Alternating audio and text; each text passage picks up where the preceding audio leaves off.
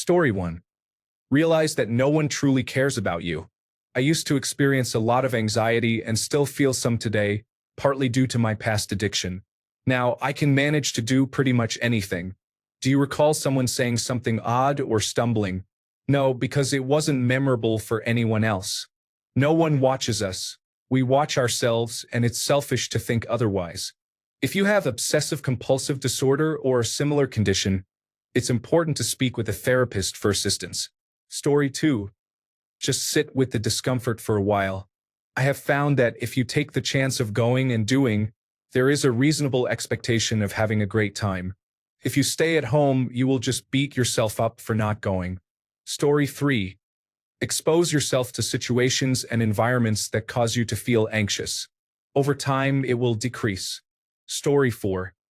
Accepting that life will be uncomfortable and living it anyway. Embracing an attitude of curiosity and experimentation. Releasing yourself from the illusion that you can curate a perfect self and control people's responses to it. Neither is possible. Let it go. Be who you are and allow people to have their own reactions. Focus less on your identity and more on the experiences you desire. Breathe and allow yourself to be awkward. Allow yourself to simply be. Address feelings of shame. Numerous resources are available for identifying and distancing yourself from chronic shame. Stop defining who you are and what you are capable of. This ties back to curiosity and experimentation. There is so much fun and freedom that awaits when you give yourself permission to be your authentic self. Navigating the world, living your life, and laughing at how absurd we all are. I transitioned from spending my teens and 20s as a shivering, tearful, avoidant, self-critical, isolated person to turning 30 this year, feeling strong, capable, free, and light. Over the last 2 years, I have embraced all of the above. My life has radically shifted, and the world has opened up. I have discovered strength in areas I didn't even know I had. I am a wonderfully unique person, and I am thriving. You can too. Story 5.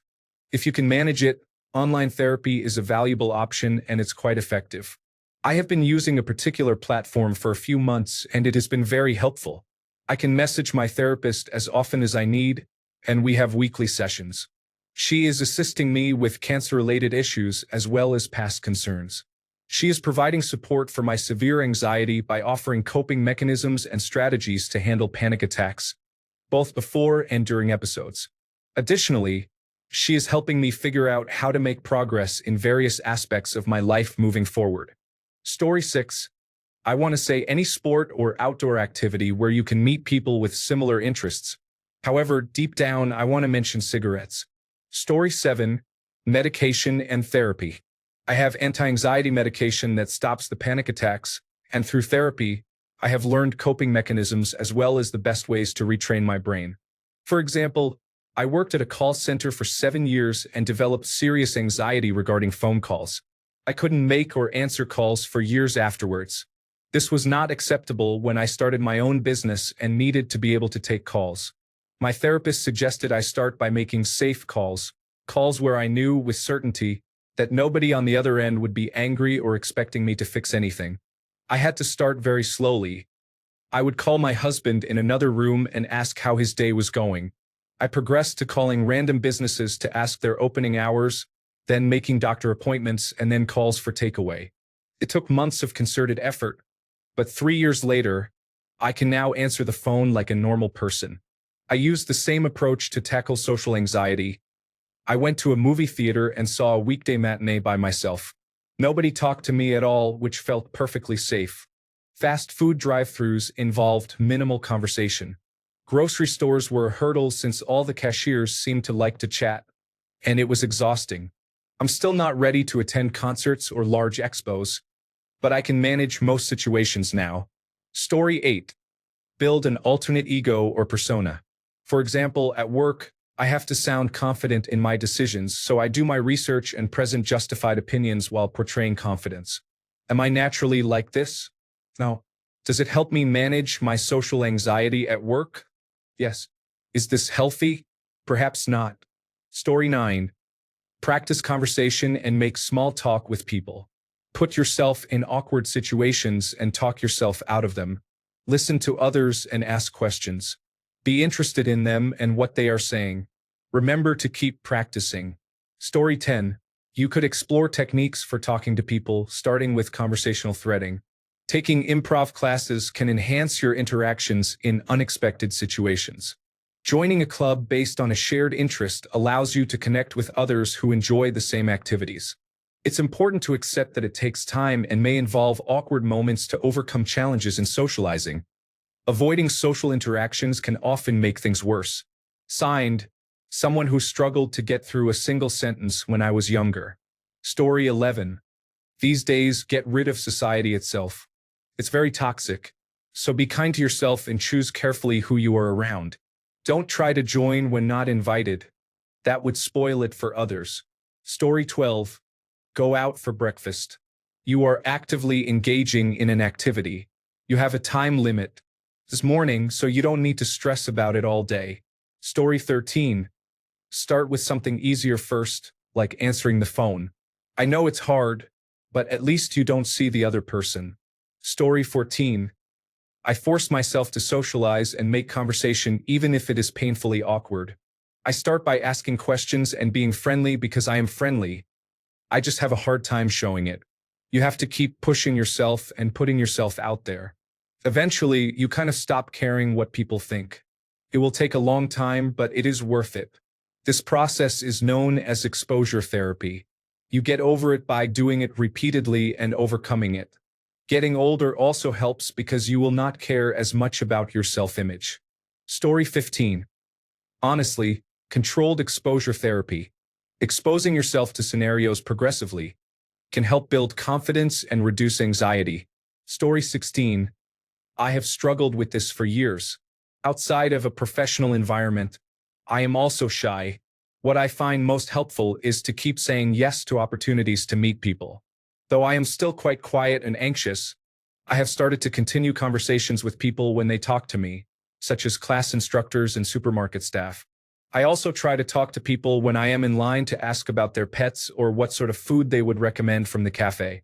I find that the more I do it, the easier it becomes, although I am still trying to overcome my shyness. Story 17. Activities in small groups centered around topics you are interested in and knowledgeable about make it much easier to engage in conversations when you are already comfortable with the subject. Story 18. I tried ballroom dancing. I followed the instructions and didn't have much time to chat with dance partners, but it was just enough to enjoy myself, and that helps a lot. Story 19. Absolutely no alcohol. Drinking to self-medicate social anxiety is a very slippery slope toward alcoholism or, at the very least, a very reliant and unhealthy relationship with it. Story 20. Constantly exposing yourself to it may seem unwise, but over time you will become accustomed to the anxiety, and it will feel as normal as everything else. Story 21. I used to think everyone in the world would judge me the way my parents judged others when we were out in public, and similarly that people would judge me the way I judged myself. However, the more I socialize, the more I realize that many people simply want to meet others because it is genuinely interesting to them. Yes, some individuals can be negative, but do not let that small minority ruin the experience. I also used to have the expectation that every social encounter had to be amazing or worthy of a movie scene. However, most interactions with kind individuals are pleasant but not individually life-changing, and that is perfectly okay. I believe that socializing, particularly in group settings, will always provoke some anxiety in certain individuals. It may always be a challenge for me, but it is worth it to feel part of a community in real life. Story 22. 1. Take small steps. Socialize over a specific hobby, interest, or activity, and engage in conversation about it. It is much easier to discuss how to make a corner pocket with your pool league friends than to make small talk about random topics. Be comfortable with silence among your friends. This is how you know you are connected when you can be at ease in silence. Drastically reduce your screen time and learn to observe real people. Make eye contact and smile at strangers and store clerks. People need love more than anything right now. Story 23. Maybe it's a simple question, but have you considered talking to a mental health professional? I'm not trying to be dismissive, but sometimes people don't even attempt this. Story 24. Practice saying have a nice day to everyone you meet, or compliment them about something you find truly nice about them. This works. Story 25. Psychotherapy, likely exposure-based, and supportive pharmacological treatment, depending on severity. Story 26. Brute force. Just do it. It will be awkward, but remember that while you might be embarrassed for days, everyone else is too busy with their own problems to think about your awkward words stumbling from last week. Story 27. I have no social anxiety, no stage fright, and no fear of meeting my boss. I can approach anyone and engage in any social situation. I am unsure if this is due to self-confidence or the beta blockers I have been taking for over a decade. A combination of both appears to be beneficial. Story 28. Exposure therapy encourages you to step outside your comfort zone, starting with brief periods and gradually increasing your tolerance. You may feel vulnerable and overwhelmed after the initial attempts, but I assure you that if you persist, you will see results surprisingly quickly.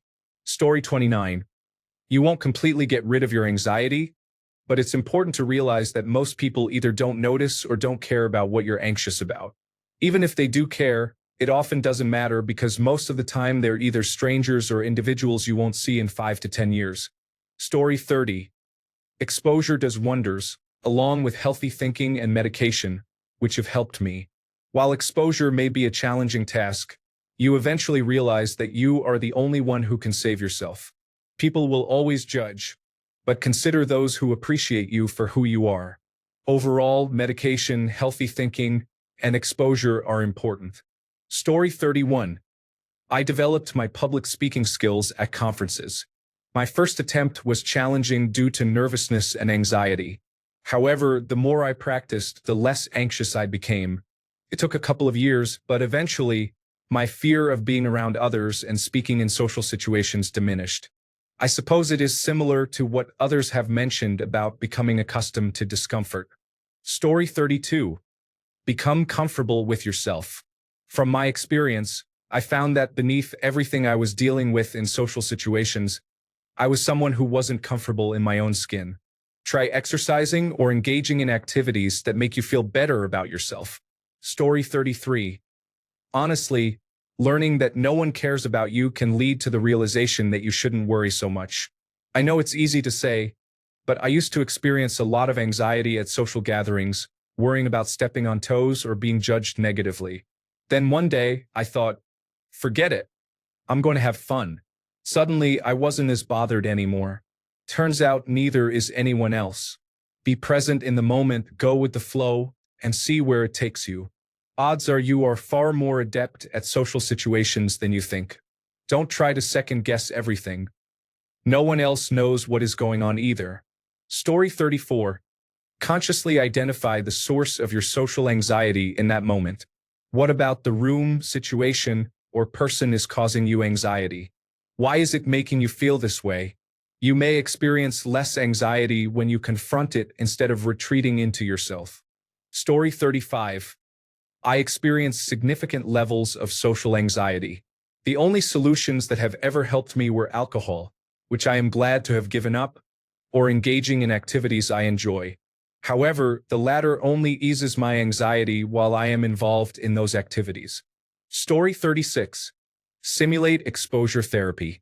The best way for me to start socializing was through online forums, such as Discord with many classmates, where I had the option to participate via text, microphone, or voice chat. That helped me build some conversation skills. Once I got used to that, I was able to get a job in customer service and reframe my interactions with people. I used to feel anxious about going to work every day, but one summer in that job desensitized me to those interactions.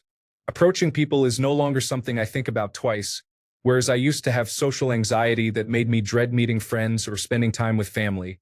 Bonus tip. Drinking some coffee helped me come out of my shell and stop worrying about how others perceived me.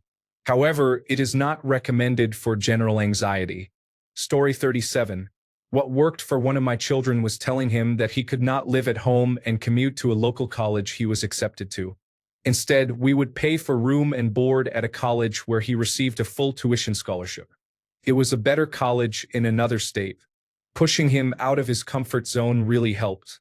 Giving in to the anxiety, hiding, staying in, and refusing to try only reinforced it. This is not advice to follow if you are not seeing a therapist or taking your recommended medication for severe social anxiety, depression, or agoraphobia. Your doctor or psychologist is the expert here and should be helping you through this. Story 38.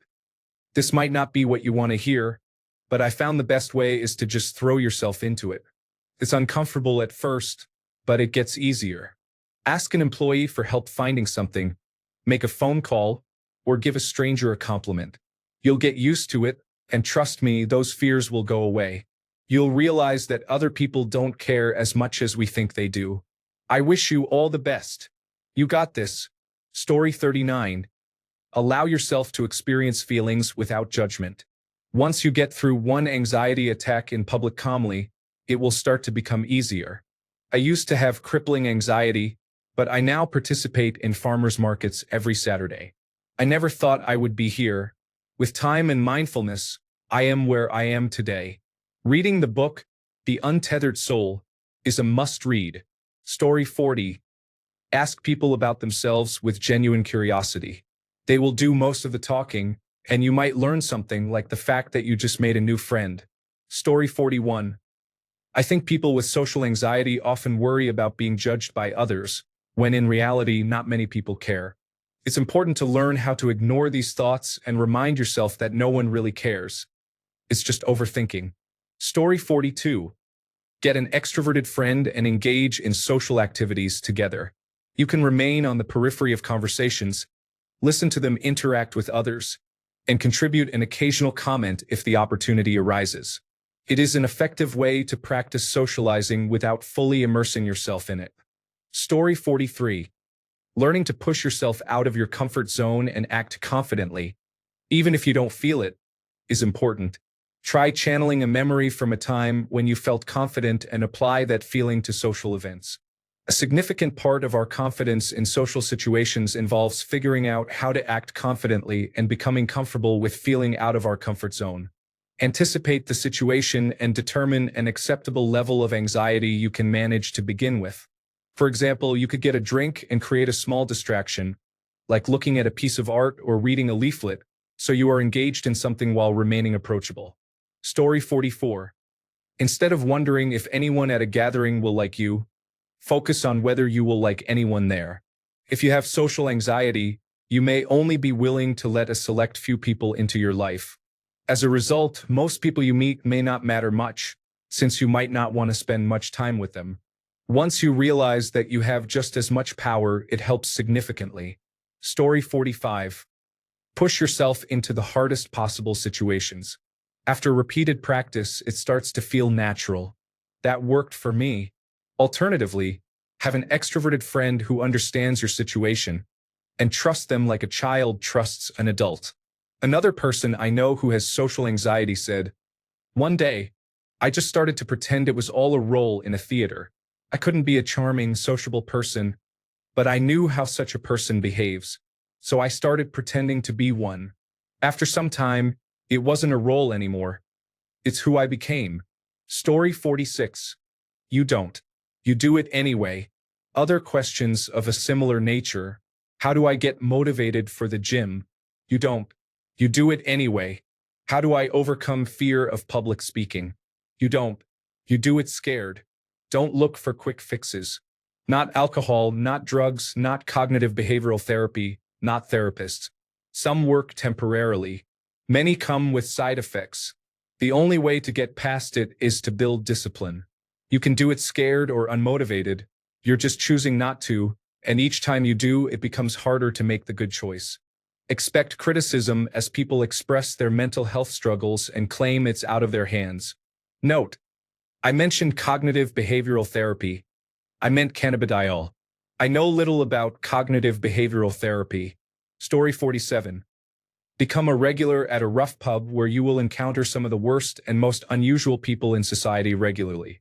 Eventually, being social with normal people will be easy, and talking to unusual individuals will become easier as well. Thanks a bunch for sticking around till the end of the video. Remember to subscribe, and until next time, stay awesome and goodbye.